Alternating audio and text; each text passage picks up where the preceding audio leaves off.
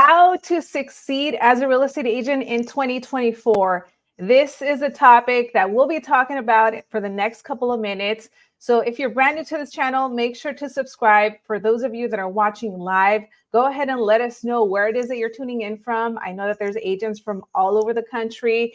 Now, before I begin this video, if you don't know who I am, my name is Loida. I'm an agent, been licensed since 2015.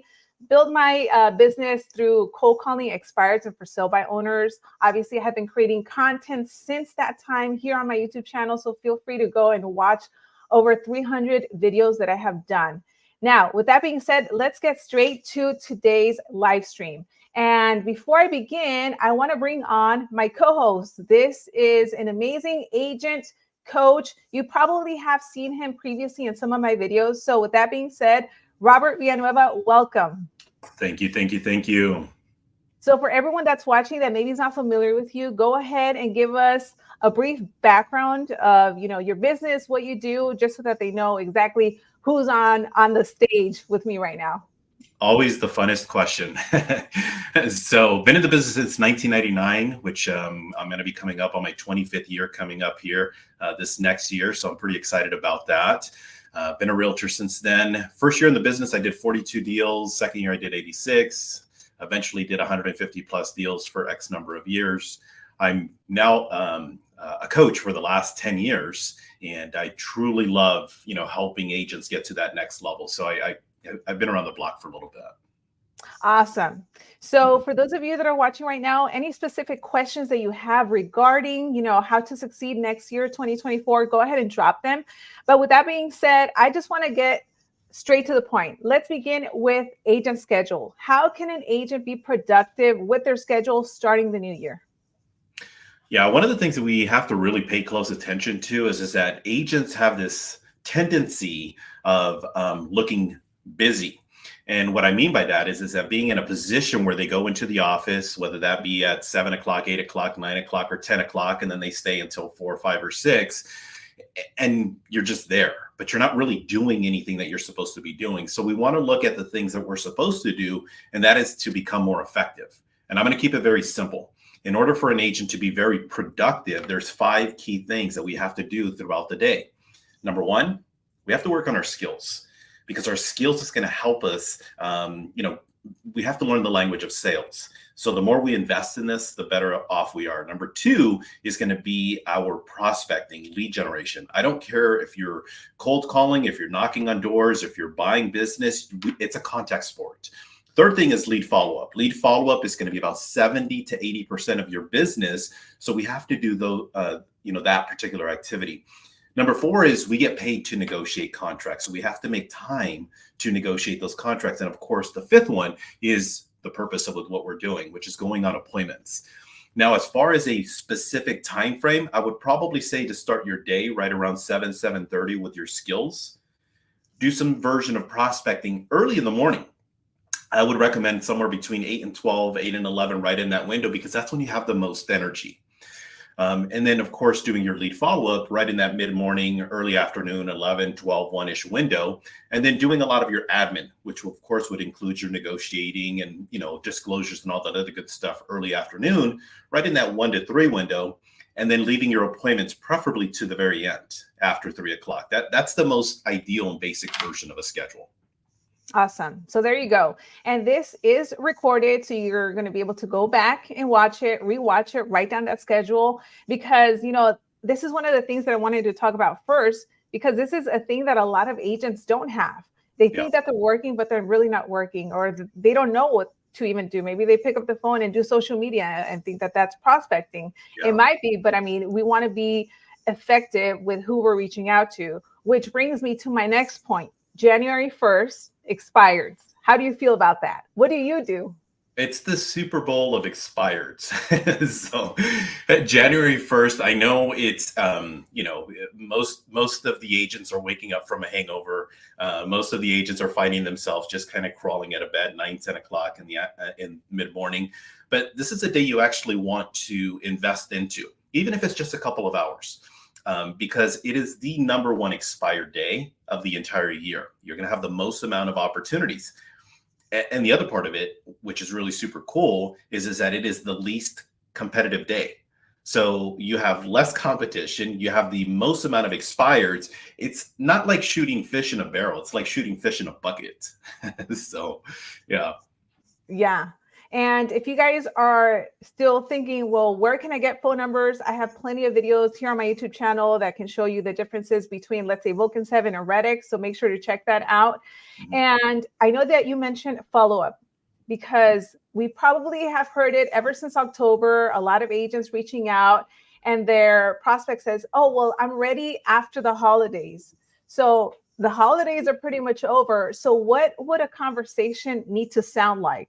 Because this was, in fact, something that an agent asked me yesterday. She said, how do I say? I don't want to just be like, hey, so are you ready now? So like, what does that conversation sound like? So the first thing is that when it comes time to lead follow-up, my favorite, and I think it's the most powerful question based on what you just said, is what is stopping you from making that move now? Okay, what's stopping you? So now on the other side of that question, you're going to get a condition or an objection. A condition is something that we can't overcome.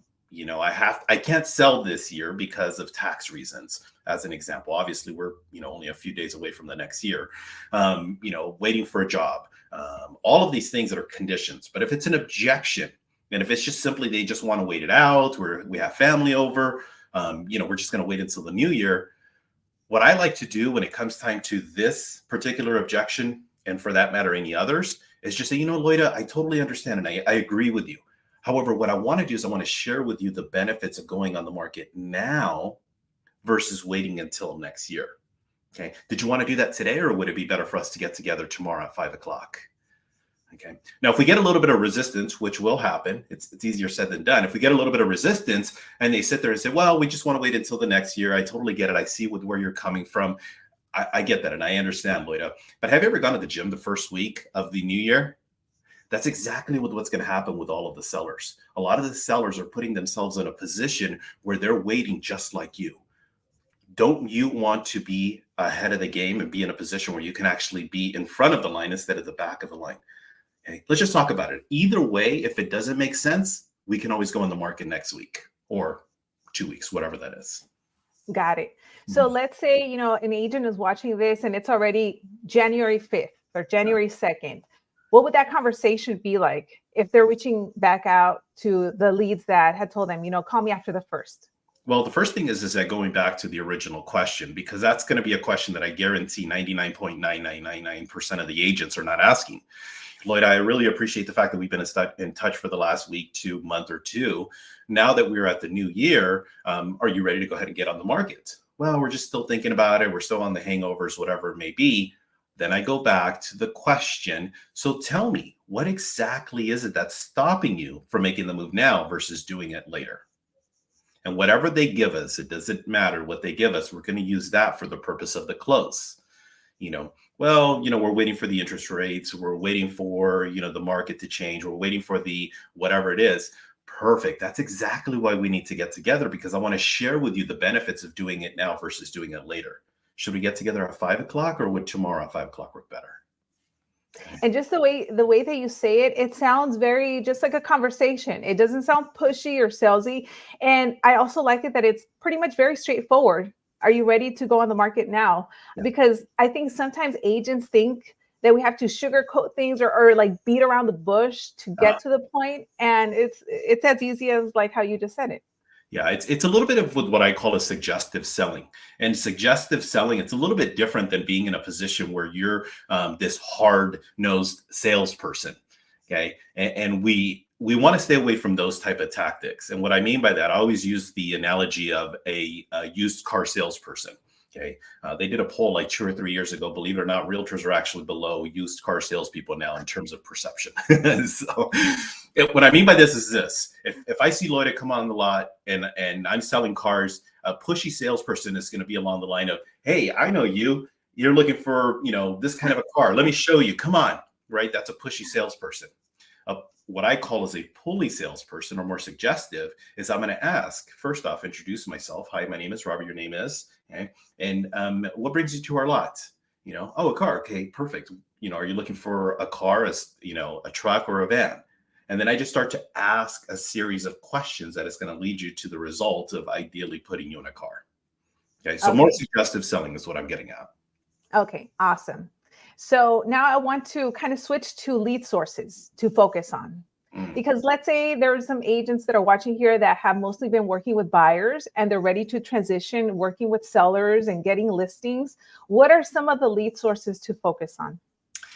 Well, there's been identified 61 different sources of business. And my job as a coach is never to necessarily say, hey, you should go after this particular source. Everybody's a little bit different. But to answer your question, in the highest priority in terms of people that are looking to sell, number one is for sale by owners. Because 100% of the for sale by owners have actually raised their hand and said, hey, I want to sell my home.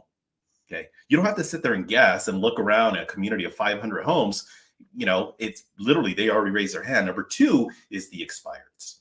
With expireds, not 100% of them will come back on, but a good 50, 60, or even 70% will come back on the market. And that's a second source. Number three is going to be your own personal database. And there's this like negative connotation with calling your personal database because it feels like we're begging for business, but we're not. If you're doing your job the way you're supposed to, what we're doing is we're providing a service to our friends and our family by giving them updates as to what's going on with the real estate markets. Okay. If you're not giving them updates as to what's going on and you're simply asking for business, well, you're doing it wrong. Okay. So those are, in my opinion, the top three sources. And after that, you can go after door knocking, you can go after just listed, you can do open houses, but I'm going to go with those three as the top ones. So going back to the point of, let's say there's agents that are working with buyers and they want to transition to working with sellers. Something that has been very popular in the past, month or two has been the NAR lawsuit. Mm-hmm. So I know that there's a lot of buyers agents that are maybe like, well, what should I say if a seller's like, oh, well, I'm not going to pay a buyer's agent. I'm going to pay you as a listing agent. What are you telling the agents that you coach if, we deal with these kind of objections or just sellers saying things like that? Well, we have to be a little bit more state specific. One of the benefits, of course, of being a coach is I coach agents across US, Canada, and for that matter, across the world. So we have to be a little bit more state specific in regards to that question. As an example, the state of New York has already actually put a version of this into effect. With everybody else, if there isn't anything, it's basically just hearsay. So you have to continue to, just do business as usual until our state, whatever state you're in, says, okay, this is what's going to take place. Sure, there is the lawsuit. Sure, there is actually been the verdict, but there actually has not been the implementation. So what I'm going to suggest is just simply business as usual. Continue to just move in that direction. Don't allow that to be a factor for you until it actually has been implemented by the actual state. And I think also just being transparent with your client and showing them everything up front, what they're signing, who you represent, then that allows you to be seen in a better light versus like, oh, well, I don't know if Loida might be shady or she's hiding something. Well, let me add just a little bit to this because there is going to be changes without a doubt. I don't want to come across and be this politician and give you this generic response. There is going to be changes without a doubt. And the very good likelihood is that there is going to be buyer's commissions that will be either shorted or have to be negotiated in a different way. Which basically is saying that if you're currently a buyer's agent, I don't want to scare you, but it's going to make it harder for you to actually earn a living in real estate, which is more important to go after, of course, listings. And listings requires a skill, which is the language of sales. And if you don't have the language of sales, it makes it a little bit harder. Okay, so you have to start working on those things now, not wait until, this is what's going to happen in our state. Exactly. And we are getting some questions, so I'll make sure to address those as we're wrapping this up. But if you have any questions, if you're watching this, any specific questions that you want us to answer, go ahead and type them in the comments. Also, very quick, I just want to briefly mention how Robert and I met. So Robert and I are part of the same brokerage at Real. And also, as of last year, we were doing role play sessions together. Robert has a private Facebook group, which I have put the link in the description box below. So Robert, if you kind of want to share a little bit about your group, because I think it's very beneficial, especially for agents that are watching this, and tell them what they get in there. Sure. So if you go on Facebook, now apparently there's a handful of these groups, but it's called Top Realtor Training. And I have this as a private group. The reason I have it as a private group is because I, of course, would have this enviousness from certain brokers in the area. So I would have to kind of keep them a little bit out. But for the agents, if you're looking and wanting more information, go on Facebook, look for Top Realtor Training. I'm also on other platforms too. And the easiest way to look it up is just simply my name, but it's the THE Robert Villanueva, and you can go on YouTube, Facebook, Instagram, TikTok. So yeah, that's the best way to look for it. And in this Facebook group, we have been doing role play sessions. This is where you do role play sessions with other agents. So agents, I hear it all the time. Oh, well, I don't know where to role play or where to get help because my brokerage is not helping me. This is a great group for you to join. And I know that we're going to be starting back up in January. Some role play sessions, maybe some even masterminds. So make sure to check out that group. The link is in the description box right below. Yes. So going to interest rates. How do you feel about interest rates? We've seen them go up and down. Obviously, they're high, low. I mean, what are your thoughts of buyers or even agents that are working with buyers that tell them, oh, we're going to hold off until the interest rates go down? So it doesn't really, in a sense, matter. I actually, again, started in the business since I was 1999. And we were, I was sitting there telling people, hey, believe it or not, we actually are now single digits. And I was selling homes at 9.5, 9.8% interest rate. So imagine trying to sell in that window. So always use whatever is going on and taking place. And we obviously want to spin it in a positive direction. How do we spin today's situation into a positive direction? Well, we do know the interest rates are high, but they're not like ridiculously high. They're in the sixes. I mean, a couple of months ago, we were, in the eights. So what we want to do is we always spin it in a direction of, Loida, look, here's the advantage of actually doing this now, because there are whispers of these interest rates could be going up or it could be going down. The benefit of starting now versus waiting later is you already lock in your rates. And guess what ends up happening if the interest rates do go down by a point or two? You now have identified your home, you have less competition. And then when the interest rates do come back down, guess what you get to do at that point? You just simply refi. We saved you a couple of bucks, but you have your house with no competition or less competition. Okay, so it's just how you are presenting it so that they can see it differently instead of just, oh my gosh, it's 6%. Yeah. Or if it does drop down, let's say, for example, it's 4%. It does go back down to 4% in 3 or 4 months from now. Hey, you got to take advantages because you saw what ended up happening 6 months ago. And 6 months ago it was 8%. And now we're at 4%. Loida, you got to take advantages now before the interest rates continue, to fluctuate. Or if it goes the opposite, if it goes up to 8%, hey, now we go in the direction of, Loida, let's take advantage because there's less competition. So interest rates up, less competition, interest rates down, take advantage of the fact that the interest rates are where they're at. Exactly. So now I'm going to go to a question. Need advice on how to manage my time efficiently and stay proficient in my day-to-day tasks. What would you recommend for that? Sure. The first thing is that you have to put a schedule in place. That's the first thing. Number two, again, being a coach, I see schedules all the time. Awesome, cool, kudos, having it on Google Calendar as an example. This is red, this is pink, this is yellow, this is blue, all this other stuff, color coding it. I like to keep it simple. And what I would encourage you to do is put it on an Excel spreadsheet. I got to do this activity, this activity, this activity, this activity, and this activity. And then what you start to do, instead of putting time next to it, is just focus on actually completing the tasks first. And then as you get into a month or two, when you start to realize you're completing the tasks, well, now add more tasks. And then maybe over the course of 3 months, 6 months, or 9 months, now you can start to introduce maybe some times next to each one of the tasks or some of the tasks. I have to get this done by this time or this item by this time. But keep it simple. Put it on an Excel sheet and then just check it off as you go. And I don't know how you pronounce the name, Tajay or whoever they are. They are actually in South Africa. They're the youngest property practitioner in Africa. So awesome. Thank you for watching. You see, we're international with this YouTube channel. So hopefully you're getting a lot of knowledge that you can implement wherever it is that you're at. For sure. So another question that I have for you specifically, because you've been training agents and coaching them for many years, what are you focusing on now versus maybe 2 years ago? Is there anything that you're telling them differently? Yeah, one of the things I'm noticing and experiencing, especially this last year, is mindset. Here's the thing. Here's a little bit of a difference. I'm not trying to put myself by any means in any version of a pedestal, but you have to be careful in regards to who you're taking advice from. Okay. Everybody's a coach nowadays. Everybody's sitting there labeling themselves as a coach. My background is baseball. And as an athlete, baseball player, whether it's actor, actress, football player, whatever it may be, there's a foundation. And in coaching, the foundation, there's 4 key things. No specific order. There's mindset, there's skills, there's activities, which is our schedule, and the action that we actually take. So in that question, one of the things that I've had to focus on a lot of is mindset.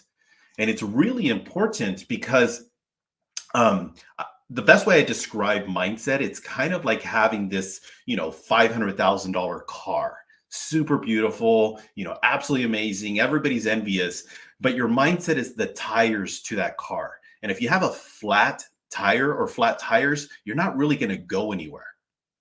So we find ourselves in this position where we really don't even pay attention to the tires until it becomes a factor. Same thing with our mindset. We don't pay attention to it until it becomes a factor. So you have to work on it constantly, not just when you need to. Okay. You have to work on it all the time because it's like a muscle. And if you don't, work on it, that's where you start to dip in those negative areas. So you really have to pay attention to how much you're feeding yourself in terms of mindset. And something that I want to talk about and I want to get your thoughts on. I see this happening all the time, and I'm probably sure you have already started to hear it, where agents say, January 1st, I'm going to start strong. I'm going to make calls. I'm going to do this, that, and the other. And then come 2 weeks later, they think, oh, well, calling doesn't work, or this doesn't work, or, I did what Robert said and it doesn't work. Or they just kind of fall off the wagon. They get distracted, unmotivated. So what do you tell these agents that get to a point where they're like, you know what, I feel burnt out, like I'm losing motivation. What can I do? Because I don't want to give up. I don't want to just throw in the towel. It takes time. It plain and simple, it takes time. I think I'm going to ask the audience, how many of you, and this doesn't apply to everybody, how many of you want 6-pack abs? Right? Like probably 8 out of 10. One of them saying like, I don't want that. Okay. And another one's probably sitting there saying like, it's way too hard. But we all want success. Okay. But it takes time. Now, do we know how to get 6-pack abs? Sure. Go to the gym, eat less or eat better. Okay. It's the same thing when it comes time to real estate, but it does not happen. You don't get to 6-pack abs after a week or 2 or a month or 2. It's the same thing with real estate. The results don't come immediately. You have to look at progression. I am going to ask of you from one perspective, based on what you just said, Loida, is that you have to be careful, especially if you're the kind of person that goes all out, right? You're going to go run as fast as you possibly can, and then you get burnt out like after 2 weeks. I'd rather you take the approach of being paceful, but being progressive. And what I mean by that is that I gave you an idea in regards to a schedule. I'm also going to encourage you in terms of prospecting. If you're going to be prospecting, as an example, you haven't prospected in 3, 4, 5, or 6 months. Well, don't go out there and say you're going to make 50 contacts on January 1st. Start with 5. Just do 5. And then the next week, do 5. And then the week after that, do 10. And then 10. And then 15. So just start to progress from that direction, because if not, I already know how it works. Okay. You're going to go on this yo-yo diet. You're going to binge. You're going to go there and then you're just going to be like, oh man, this isn't working. And that's what ends up happening in your business. You don't get the results. And then you just keep playing this stupid, vicious cycle with every single last thing. And you do these fad diets or these fad ways of, generating business. Or you get distracted by that shiny object or that ad that tells you that you don't have to prospect or make calls. You just pick up the phone. I mean, there's so many different things out there. And one thing that I will say is whatever you decide to do for prospecting, like stick to it. Don't be jumping around 1 week to the next, changing it up, or thinking maybe your script doesn't work. Sometimes you need to work on your communication, your tonality. Maybe you're not role playing. Maybe you don't have a coach, or you're not a part of a community or an environment that is giving you feedback. And that's one of the reasons, again, that I'll bring it up. Join the group that we have with Robert. The link is in the description, because he does so many trainings in there. We're going to be doing role play sessions, so you can also hear me and how we are very different in the way that we respond to objections. Yeah. And talking about objections, I want to talk about for sale by owners, because I know your story of how long it has taken you in the past, especially in the beginning, to convert for sale by owners. So for someone that's like, you know what, Loida, I call them, but they're not converting in the first call. Like, what am I doing wrong? Let's give them a little feedback as to what to expect with for sale by owners. Sure. And just to kind of give everybody a little bit of with what I had, we just came off of topic and tying it into with what we're now on for sale by owners. Okay. Talking about being patient. It took me 3 years before I got my first expired. 3 years of continuing to call day after day after day after day. Okay. That's a long time. Well, it took me 4 years before I got my first FSBO. Okay. So just think about with what we just came off of and now going into with for sale by owners. Now, answering the question though, for sale by owners, it does take time. You have to be able to do some version of relationship building. For sale by owners, it's not one call, one appointment, and one, getting a contract signed. For sale by owners, it's a constant follow-up. Okay. And you have to stay in their face at least once, preferably even as many as 2 times a week, until you find yourself in a position where you can either meet with them in person or at least set up some version of a preview. And that can take anywhere from 4, 6, even as much as 8 weeks of continuous follow-up before you even get the opportunity to meet with them. And we have a comment, 3 years. That doesn't fill me with much hope. Now, first, obviously, it's very different for everyone. But maybe can you share maybe why it took you that long or what Sure. you've done differently? Yeah, go ahead. Yeah, absolutely. So first thing is that 3 years doesn't fill me with hope. Sure, I could have given up. I could have just given up and said, you know what, expires don't work for me. Okay. But in the 24 years, those 3 years that I didn't get any business, it's kind of like if you don't know the bamboo theory, I'm going to encourage you. I'm not going to go into the depthness behind that. Go look at it. Okay. But after those 3 years, it generated about 400 transactions from expireds. So hopefully that gives you hope. And of those 400 transactions, that's about $5 million worth of business. So I could have given up after a year or 2, or even after 3 years. Okay. And with with FSBOs, again, same thing. That's probably about a good 200, 250. So between those two, if I would have given up, that's probably about $7, maybe $8 million worth of commissions. So sure, I could have just given up, but you can't. That's not how it works. I'm glad that you brought that up, because I'm sure you've seen the meme or the picture where there's some guy in a mine and he's like this close to getting to like the diamonds, but then they give up. I think a lot of agents get to that point where after 2, 3 years, they're like, you know what, this doesn't work. But they were on the verge of that breakthrough and actually reaching massive success. So let's say someone is watching this and maybe they are getting a lot of business as an agent. Maybe they're a solo agent ready to grow a team. Do you have any tips for that? As far as growing a team is concerned, I'm going to encourage you to look at growing it from an organic standpoint. Okay. And what I mean by growing it from an organic standpoint, the mistake that a lot of realtors will unfortunately make is they get in the business, they're in it for 6 months, a year or 2, and then they start collecting these agents, right? The problem though is that in order for these agents that become part of your team, there has to be some benefit and or a value. Okay. Because if you're in it just for the purpose of trying to grow yourself individually, so on and so forth, it's not going to work. These people are going to come and go and come and go. And it's just going to be this constant, losing of people. You have to get to a certain level of production before you can start to bring on people.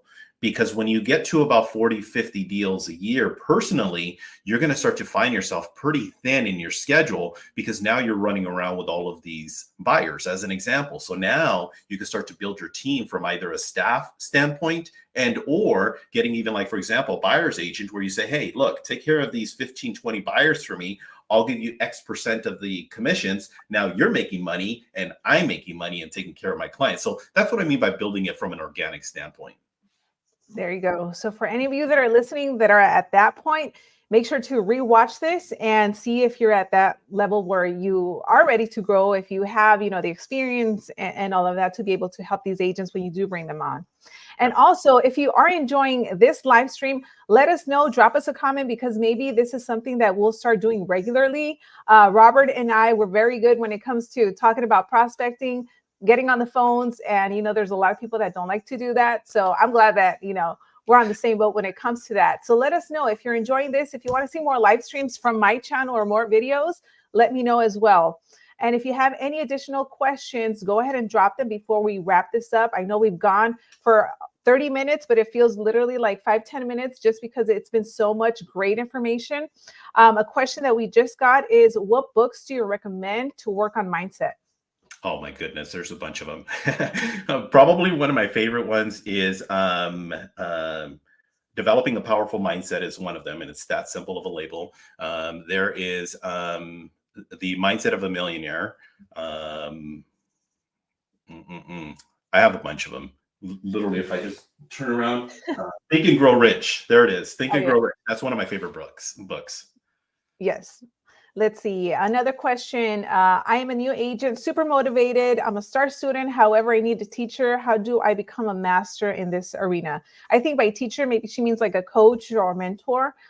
So first, let's touch on that, because I think that's very important for agents to invest in themselves and not just, hope that YouTube gives you everything for free. So what would you recommend for an agent that needs a coach or, a mentor? Well, here's the thing is that our business is really ego driven. And what I mean by that is that we get in our own way. I don't know. I'm probably the one weirdo that was in high school that actually knew that I wanted to be a realtor. Most people, they actually have, it's a fallback career. And what I mean by that is you go and be a nurse, a teacher, work at a warehouse or whatever it is. And then you find out your friend is making a killing on it. So let me go give it a shot. And then we get in the business and then we don't want anybody to tell us how to do it. Okay, because we know it all. Well, that's not how it works. Okay. And I'm not saying, hire me in a sense as your coach, but you have to look at people that are successful and start to look at the things that they have in terms of commonalities. And one of the things I'll tell you right out the gate is you have to have an absolute tightened schedule. That's probably the biggest mistake realtors will make right out the gate, is they don't have a schedule that they follow. And then all they do is go into the office and look around like all the other 80-90% of the people that are not productive and see what they're doing. And guess what you do? You assimilate what they're not doing or what they are doing that isn't getting them business. So you have to have a schedule that is going to be specific to leading to results doing money-making activities. Exactly. And what's funny is that a lot of these things, it's not like brain surgery. It's not crazy stuff they need to do. All it really takes is discipline and commitment. And sometimes a lot of agents, they can't even do that. Sometimes, what I hate, and I don't, hate is a strong word, but I don't like it, is when someone says that they're going to do something and then they don't do it, or they have to do it, or then they end up, giving up. It's like, at least give it a shot, like give it your all before you think that this is not for you. Which kind of brings me to something that I want to wrap up this live stream with. When it comes to agents, just overall, these are, I guess you can say, like pet peeves. Showing up on time. I think that's extremely important. If you have a listing appointment, show up. First of all, show up on time. And by on time, I mean like be there 10-15 minutes before. It's happened to me in the past. Years ago, I was actually making calls during the first. I set an appointment with an expired. He told me he was interviewing another agent. I showed up to the listing appointment. I confirmed it because I do my homework. I don't go to waste my time. So I get there and he said, you know what, the agent that was going to come before you, they didn't even show up. They didn't call me or anything. So you're the only agent we're talking to. I nailed my presentation. I got that listing. But to me, I was just shocked that an agent that had an appointment, which sometimes is difficult to get, they wouldn't even show up to meet with the seller. Yeah. So when it comes to that, what are some things that you see as mistakes that agents make that they got to nip it in the butt? Yeah, I'm going to go in a little bit of a different direction. I think the comparing and contrasting is the part that we have to knock it off. And what I mean by comparing and contrasting, social media is such a big part in our industry now that we sit there and going back to our mindset part of it is you wake up in the morning, you go through, you open up your phone, you get on Instagram, you get on Facebook, and then you go, oh man, Sally took another listing. Oh, damn it, Joe's killing it. Oh man, I'm not getting any business. And then what do? We set ourselves up for the day with all this negativity. So I'm gonna encourage you to, when you look at that stuff, always come from a positive direction. Hey, that's awesome. Sally's absolutely killing it. I need to know what Sally is doing. So be careful with the comparing and contrasting, because I've lost coaching clients just simply because of the fact that they'll sit there and say, man, I'm not getting the results that Loida's getting. Well, you're not putting in the effort that Loida is giving. There's the difference. So the compare and contrast is probably the one thing I'm going to encourage agents, because everybody does this, including myself. So we have to be careful with that. Yes. Any additional questions? Go ahead and put them in the comments. If not, we are going to wrap this up. Robert, thank you so much for being a part of this. I know that this was kind of last minute that I threw it together. And, you know, really quickly to touch on social media and you bringing up like people and agents looking at each other. If you guys follow me on Instagram specifically, you probably noticed that I haven't been posting a lot recently. And that's just because I've been just living my life, doing my thing, handling business, and I've still been very productive. And sometimes you just need a break from social media, you know, to enjoy your family and do the things that you need to do. I've still been very productive. I have transactions going on. And sometimes you don't need to be posting like every single thing online. That's how I feel. So I just wanted to share that. Especially the dirty laundry part of it. Yes. Oh my gosh. Let's not even talk about, you know, nightmare transactions. We'll save that for another live stream. But yeah, for those of you that are still watching this, go to the links in the description box below. Join the group that we have with Robert. We're going to be starting doing role play sessions in the new year, masterminds. If you enjoyed this live stream, let us know, because again, we want to continue doing this, providing you value. If you're seeing, hopefully you're going to be able to watch this, the replay, and take notes and implement them in your business. Robert is someone that I look up to. He's very successful, so he's very well qualified to give all of the information that he just gave you. Last question. Let's see. How many hours would you cold call or call expireds? Well, I'm not going to be so specific with expireds. I'm going to say in regards to more prospecting. Again, going back to the schedule, there's 3 key things that I call our money-making activities. Number 1 is working on your skills. You have to work on your skills. You have to understand this part. It's too many people, you know, this is the part where you end up sabotaging yourself. Number 2 is the amount of prospecting you do. And number 3 is the lead follow-up. The reason I'm answering it from this direction is because those 3 things needs to be 80% of your day. 80%, 80% of your day. If you're putting in a 10-hour day, you need to be doing this for 8 hours. I'm not saying prospect for 8 hours, because you can do skills for about 2 hours. You can do some lead follow-up for about 15, 20, 30 minutes. And then, yes, you do the rest of it with prospecting, 5.5, 6 hours. I mean, what else are you doing? Perfecting your flyer? You know, like this is what this business consists of. But some of you will actually sit there and send out an email or 2, reply via a text or 2, make a call or 2, and then you're there at the office away from your family for 8, 10, 12 hours a day. You show up at home and your significant other says, hey, how was your day? Oh my gosh, I worked my ass off. No, you didn't. Okay, so you have to pay really close attention to, in regards to, great question, you have to pay attention to how much time are you investing in your money-making activities. And what I like to say is, if you don't have any transactions or anything going on, I mean, what else is there to do? Just be on the phones. That's how it's been for me. And I'm the kind of person that, in a way, I'm like, if I'm not prospecting or focusing on my money-making activities, I feel like I'm wasting time and I'm not being productive. But that's because I have a very high standard of myself. And I know that there's other agents that are watching. So I want to have those standards and boundaries for how I perform in my business, so that any agent's like, wow, she's putting in the work. And it's like, yeah, I'm putting in the work, because I'm not going to be your average agent. That's why, you know, my clients, when they see me online or wherever, they know that, you know, Loida's a real deal. And I'm sure they say the same thing about you. Yeah. Let me add real quick, just a quick little 20 seconds for, especially, I know that some of the Canadian clients, when they sit there and they actually watch this and they go, I can't get phone numbers, or for the people that are newer and say, I don't have the subscription to actually get, you know, Vulcan 7 as an example, to get those phone numbers. Well, guess how much it actually costs to do this? Okay. 0. What am I talking about? Knocking on doors. Okay. So go get your butt in the car, or, you know what, just go walk a block over and just go knock on a bunch of doors. You have to have conversations. Yes. And talking about door knocking, for all of the ladies that are watching, I know that some of you might be like, oh, well, it's dangerous. Obviously, you have to be knowledgeable and know exactly where to go and where not to go and what's safe and not. But just in general, more doors will open for you versus if a guy is knocking. That's been my experience. I'm pretty sure maybe you've seen it too, Robert, if you go with a lady.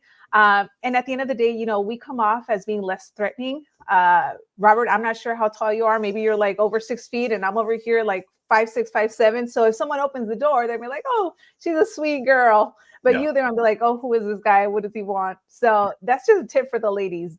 Yeah. You got to do it.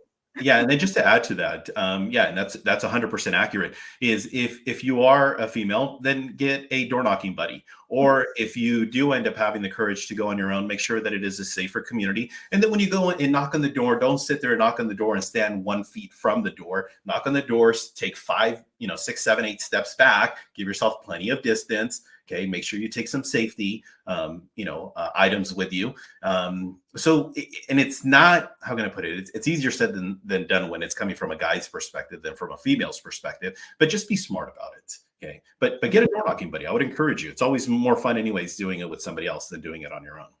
Yes, exactly. And for all of you ladies that want to do door knocking, make sure to join my women's group, Empowered Women on Facebook. The link is also in the description.